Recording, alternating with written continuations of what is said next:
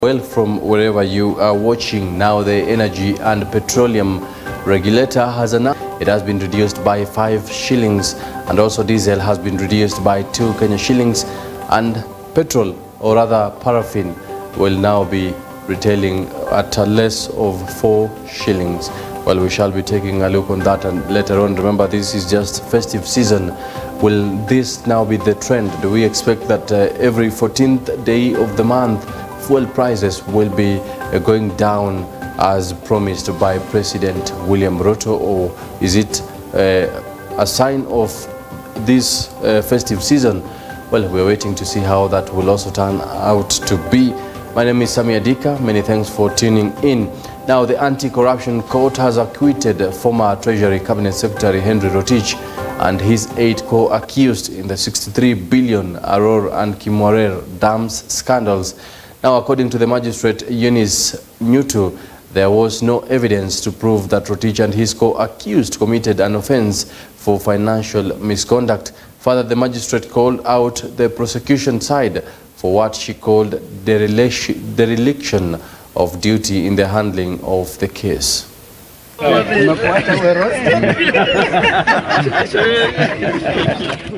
The Anti-Corruption Court has acquitted former Treasury Cabinet Secretary Henry Rotich and 8 others indicted in Kenya shilling 63 billion Arol and Kimorel dam scandal. In the ruling made on Thursday, December 14th, Magistrate Eunice Nyutu said that no evidence was adduced to prove that Rotich and his co-accused committed an offense for financial misconduct. Further, the magistrate called out the prosecution side for what she called dereliction of duty in their handling of the case.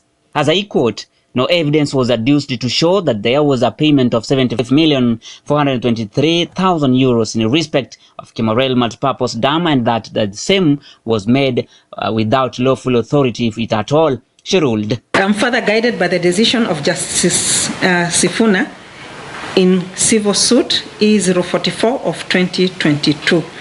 I find that there is need to check the unfortunate and reckless habit of the ODPP commencing proceedings which they have no intention of pursuing to its logical conclusion.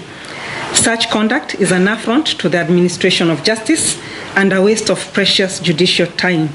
It is an insult to the dignity of the court and all the stakeholders involved in the criminal justice system.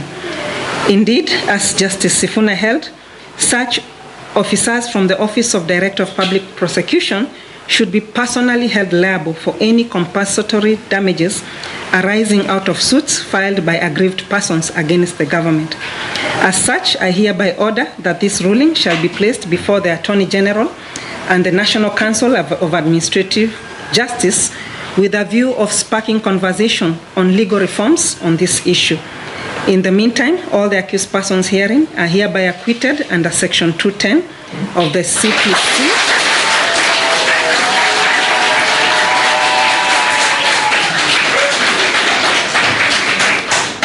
They are hereby acquitted under Section 210 of the Criminal Procedure Code due to lack of evidence as a result of the reckless dereliction of duty by the prosecution. Rotich had in 2021 been charged with conspiracy to defraud 63 billion shilling in Arol and Kimorel dams case. His tribulation commenced in 2019 when then DPP Nurin Haji pressed charges against him and other senior officials at the Treasury on allegation of flouting procurement rules in the projects. Also among those initially indicted, former Treasury Principal Secretary Kamau Dhuge and former East African Community PS Susan Jemutai Koech.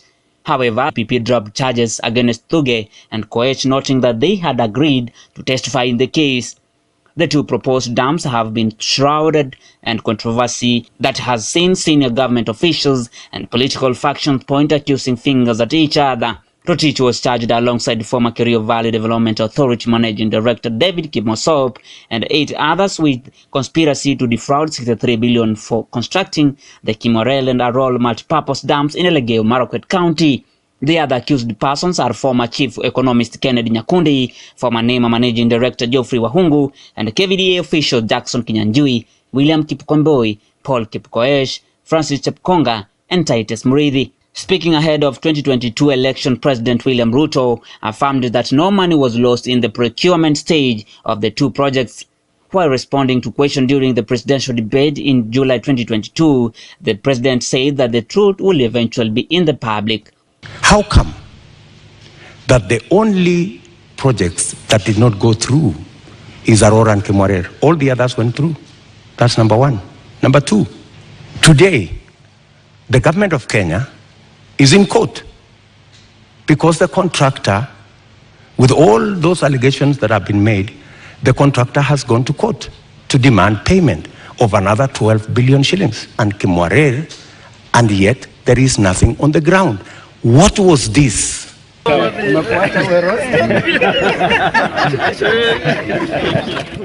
Emmanuel Marwa, reporting for EBN TV, Prime Edition. Well, that is quite an interesting one. Now, that means that after 5 years of following up on that specific case, Henry Rotich is finally free. Now, will the same case still be brought up later on with a different view, or rather with different individuals? We are still waiting also to know his fate, that is, if it has finally been dropped or someone else will petition the ruling. Now moving on, Ivy Wangeci's killer, that is Naftali Kinuthia, has today been sentenced to 40 years in prison after being found guilty. Justice Stephen Githinji made the ruling saying the sentence is proportionate to the heinous crime Kinuthia committed. The late Ivy Wangeci was laid to rest 4 years ago in Nyeri County, as Toromo Dennis reports.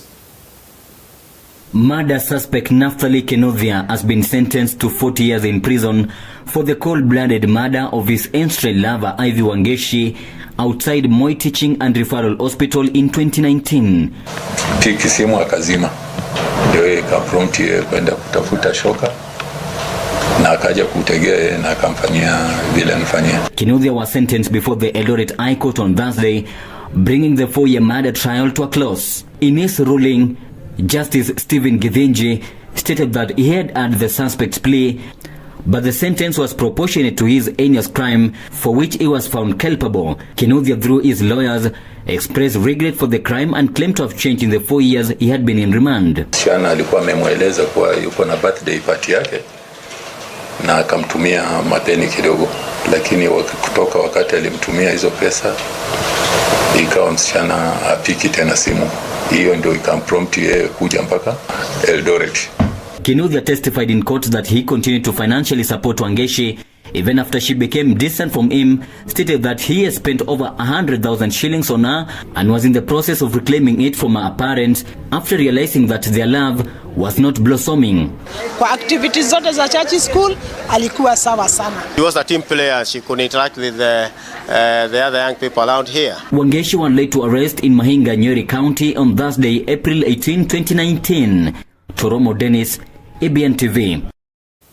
Indeed, it is a reprieve to Ivy Wangeci's family after waiting for 4 years to be awarded, rather to receive justice. Now, President William Ruto has reiterated his commitment in implementing the Social Health Insurance Fund and fighting cartels in the health ministry, seeking to crumble the new health program.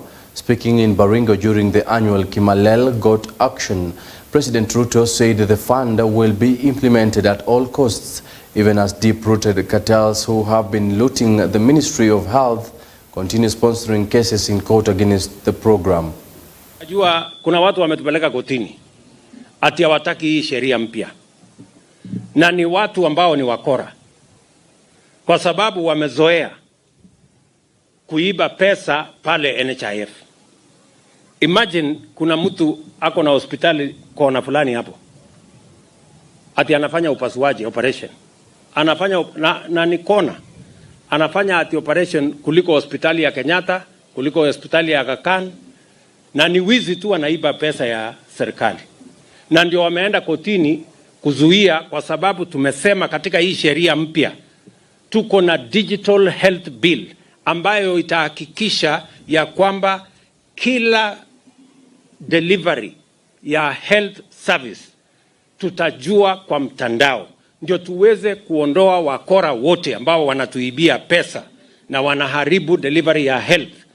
Na hawa wakora hawawezi kutushinda. tutapambana na wao. Na mimi nataka niwatangazie hawa wakora ambao wanataka eti kuendelea na wizi katika Ministry of Health.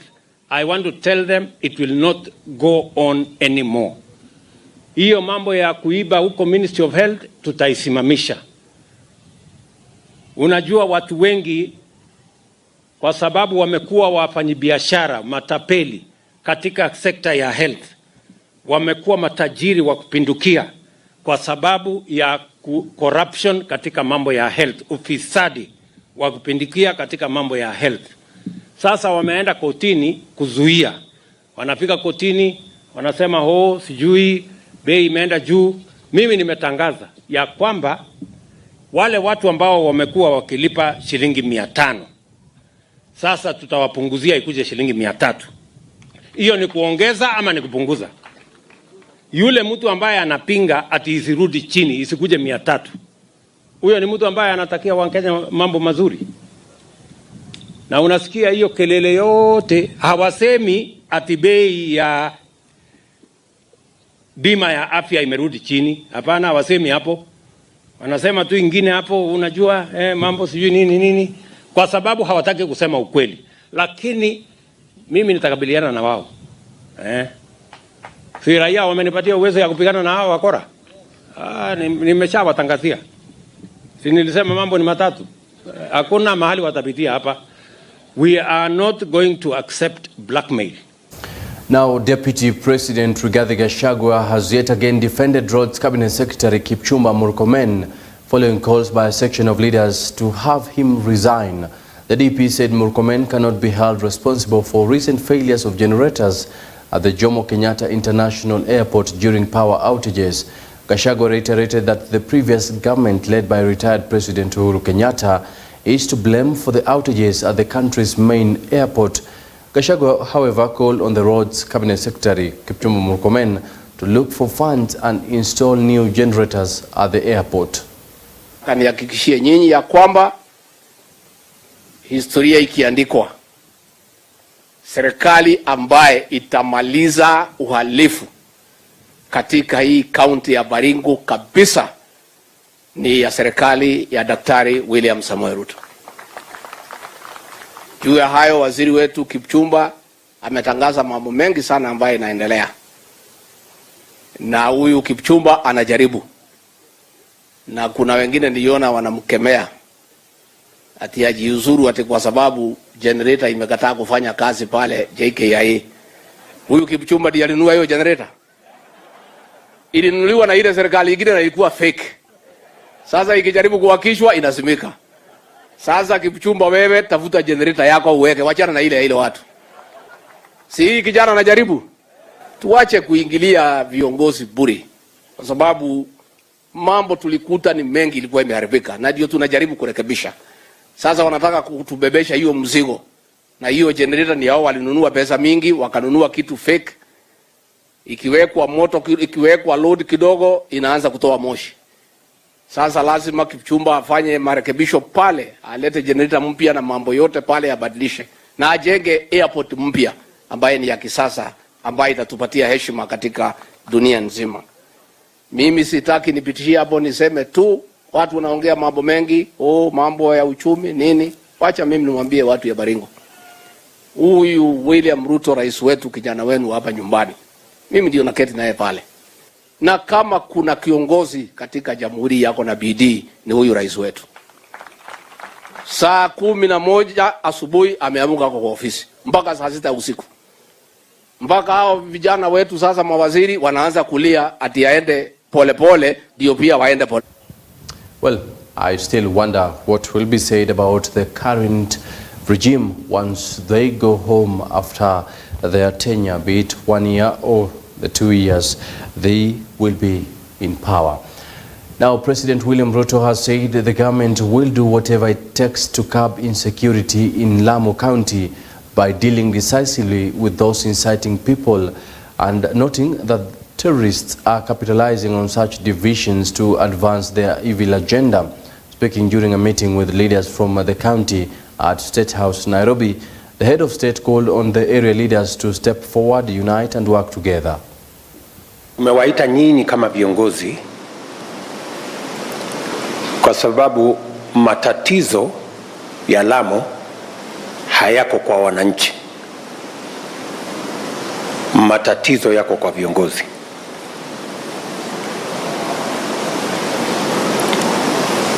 Na nyinyi kama viongozi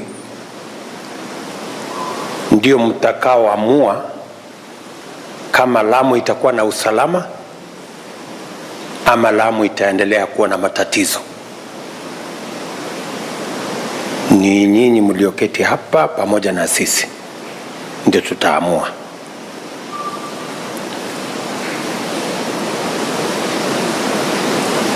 Vile tumefanya katika taifa letu la Kenya, usalama ni haki ya kila Mkenya. Mali ya kila Mkenya, maisha ya kila Mkenya, watoto wa kila Mkenya, biashara zao.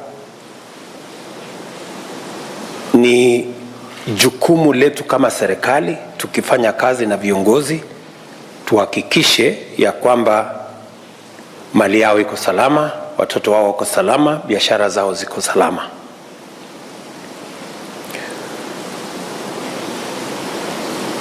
Hakuna mtu mgeni hapa. Mimi pia nimekuwa katika uwanja huu kwa muda. Nimekuja Lamu mara nyingi. Hata baada ya hii uchaguzi, Lamu ni kati ya counties. Nimekuja zaidi ya counties zingine.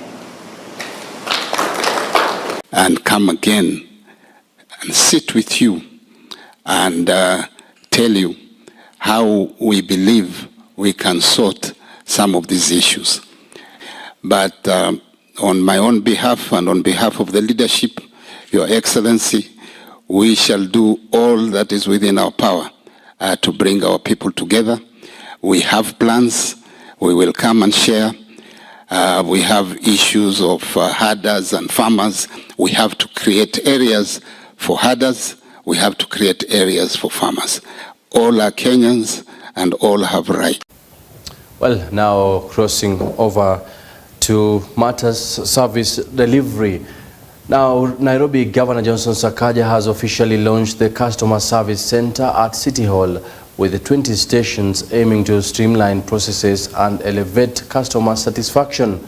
Sakaja noted that 5,000 individuals will be trained on customer service principles to enable a seamless experience and converting the feedback section to Braille to foster inclusive communication. We launched this Customer Service Contact Center, proof of our commitment to serve Nairobians quickly, efficiently, and in dignity.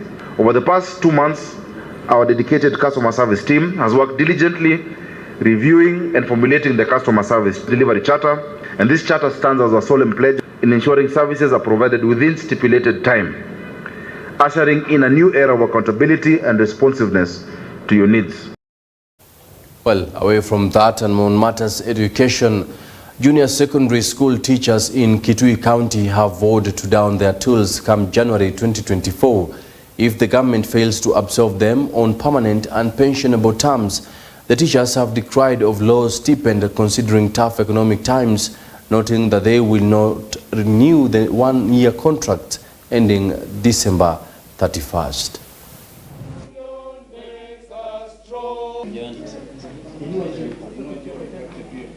We condemn the Teachers Service Commission for coercing junior secondary school intern teachers for the first cohort to extend their internship program without releasing an official circular for the same.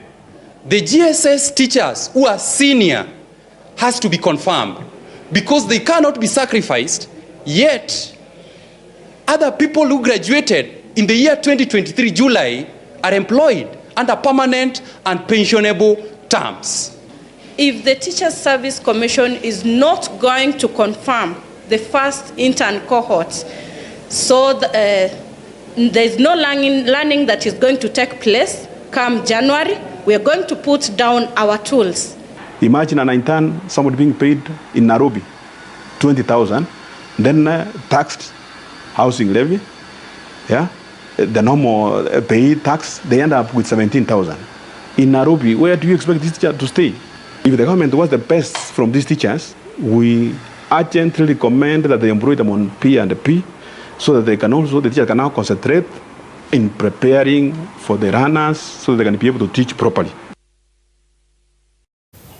Now, motorists have been urged to exercise caution during the festive season and drive within the stipulated speed limits while driving on public roads. As Molo Line Company held its end-year Thanksgiving Service Day, the operations manager noted that Nakuru-Eldoret Highway has several black spots that have claimed numerous lives, urging drivers to exercise caution and observe traffic rules in order to avoid accidents. That they should maintain safety on the road by not overlapping. And also something else that we have talked to them is the issue of overspeeding. Because overlapping and overspeeding, they are the major causes of accidents on our roads. And our drivers are good. This year, as Molo Line, we had not had any major accident. It's just minor accidents that are brought by others. And we thank God for that. Kulingana na huu msimu, kulingana vile kutakaa. Hata kama tutawafinya ni kidogo tu, tutaongeza tu kitu kidogo. Kwa hivyo nawaomba hata abiria wetu wajue tuko sawa na tuko pamoja. Ya Molo Line kwa vile wameweza kuwa pamoja nasi, wametushikilia kwa njia kubwa sana kwa kutufunza discipline ya barabara, na lingine tena ni kushukuru NTSA juu wakati huo tunafunzwa na hawa kubwa wetu, huwa wanakuja na wanatufunza. Now, as Kenyans gear up for the upcoming Christmas festivities, police in Kakamega County have received Christmas gifts from the Reaching to the Unreached organization. Expressing his appreciation after receiving the Christmas goodies, Kakamega County Police Commander Joseph Kigan commended the thoughtful gesture and urged parents to be vigilant with their children against potential risks like drug abuse during this festive season. Tunasherehekea Krismasi na watoto wako likizo. Ningeomba wazazi wawe macho na kutunza na kuchunga watoto wao sana. Watoto wasipotee na watoto wawe karibu na wazazi wao, kwa sababu wakati huu watoto wanaweza kufanya vituko mingi na pia wanaweza kuingia madisco. Wengine wanaweza kuingizwa katika madawa ya kulevya, alafu nasikia mtoto ameharibika. So ni wajibu wetu kama wazazi tuhakikisha kwamba watoto tumetunza na kuchunga sana ili watoto wasiharibike. Wadhamini wetu ambao wamekuja kutusupport hii ofisi yetu ya Children Protection Unit, ambapo hii ofisi huwa tunasaidia wale watoto ambao wamekuwa neglected kwa familia, wale wengine ambao wametupwa na wale ambao tunakuja kuhifadhi hapa. Tunataka tutembelee pia officers ambao wanafanya kazi mzuri 24 hours, wako nje, wako kwa mvua, wako kwa jua, wanafanya kazi mzuri. So leo tunataka to appreciate na Christmas. At least tukikula Christmas nyumbani, na tunajua pia officers familia zao pia ziko na kitu ya kukula nyumbani. Community imeanza kuachilia majukumu yao ya kulea watoto. Wameachia afisa kazi mingi sana. Unapata msimu kama huu, sisi tunachipanga, tunarudi manyumbani, tunasherekea, lakini afisa hawana nafasi na jamii zao. Kazi yao sasa ni kukimbia na kukimbizana na watoto kwa street. So naitisha mwito sana kwa community yetu. Now, on matters security, West Pokot residents and leaders have welcomed the deployment of National Police reservists to complement the regular insecurity officers in troubled area in the county. Now, this comes after a pull and push between the government and local leaders who have been lamenting over the West Pokot County troubles after the deployment of the police officers in the county.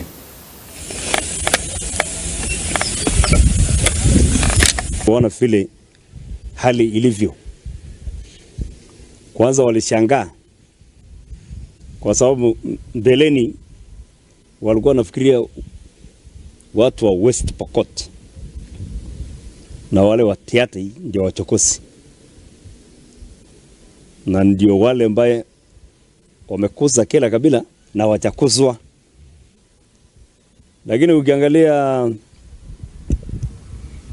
wakati walikuja wakaona Cheptulel Secondary School, kila mtu alistuka, na tukaambia sio hii mmeona moja, na kuna mashule kadhaa ile ambaye for the last 2 years hakuna mtu amesoma.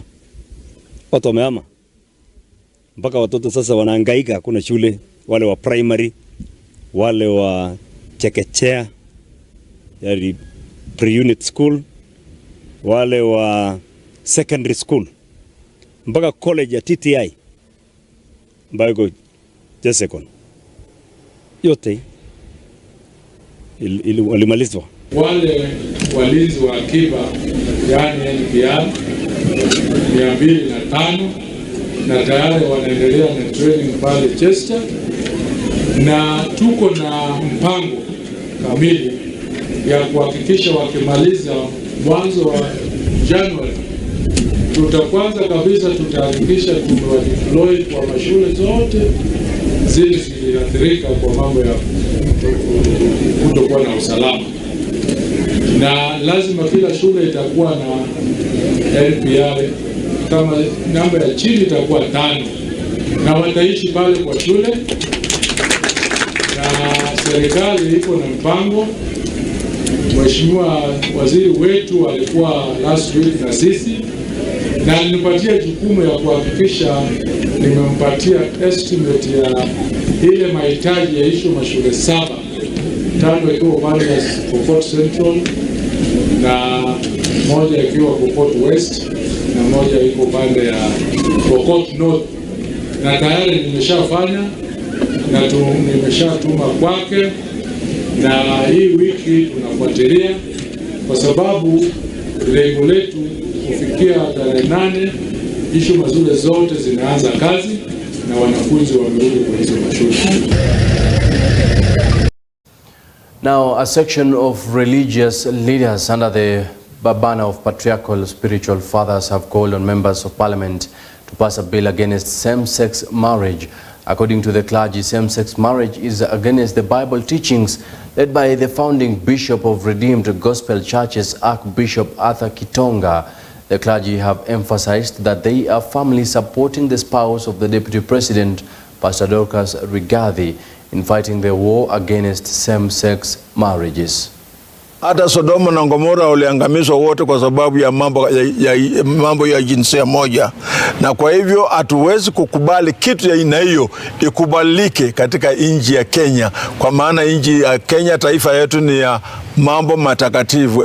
Mungu nguvu yetu, wimbo wa taifa unasema hivyo. Tuna appeal kwa washirika wetu wote wa Kristo katika nchi ya Kenya, tafadhali chukueni tahadhari na muengage watoto wetu, tuanze kuwasaidia wawachane na huo mchezo wa wanaume kuoa wanaume na wanawake kuoa wanawake. Tunasimama kulingana na neno la Mungu ya kwamba mambo ya ushoga, mambo ya mwanaume kuoa mwanaume mwingine ama mwanamke kuoa mwanamke mwingine, hiyo ni aibu, haikubariki na hatutaikubali.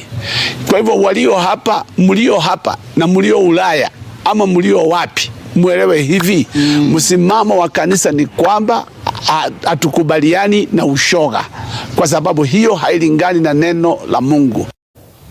Well, that right there marks the end of EBN Prime Edition tonight. Many thanks for tuning in.